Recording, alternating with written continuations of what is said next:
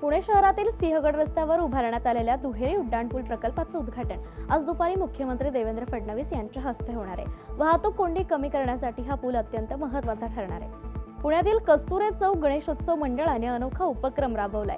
देशी झाडांच्या संवर्धनाचा संकल्प करत मंडळाने दर्शनासाठी येणाऱ्या भाविकांना देशी झाडांचे बीज गोळे आणि बिया वाटून संवर्धनाचं महत्त्व सांगितलंय।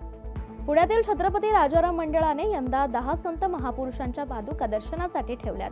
गणपती उत्सवाच्या इतिहासात पहिल्यांदाच एकाच ठिकाणी अशा प्रकारे विविध संत महापुरुषांच्या पादुका दर्शनासाठी ठेवण्यात आल्या असून भाविकांना एकाच ठिकाणी सर्व पादुकांचं दर्शन घडणार आहे। रविवारी सायंकाळी धनधान्याच्या सोनपावलांनी मोठ्या मंगलमय वातावरणात घरोघरी गौरींचे आगमन झालं। पारंपरिक पद्धतीने मोठ्या उत्साहात महिलांनी गौऱ्यांचं स्वागत केलंय।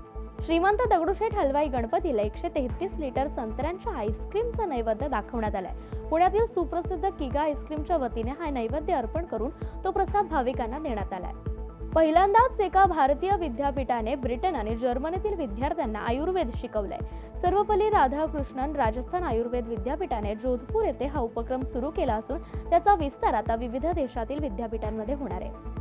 अमेरिकेने भारतावर कापड वस्तूंवर 50% कर लादल्याने निर्यातीवर परिणाम झाला। मात्र सकारात्मक बातमीनुसार भारत ब्रिटन मुक्त व्यापार कराराअंतर्गत भारताकडून ब्रिटनला होणाऱ्या कापडा निर्यातीत वाढ होऊन हे नुकसान भरून काढलं जाणार आहे। भारतीय संघाने सलग 4 दिवस विजय मिळवत आशिया कप हॉकी स्पर्धेच्या सुपर 4 मध्ये प्रवेश केलाय। रविवारी संघाने जपानवर 3-2 असा विजय मिळवून पूल ए पॉइंट्स टेबलमध्ये नंबर 1 वर रँक मिळवलाय।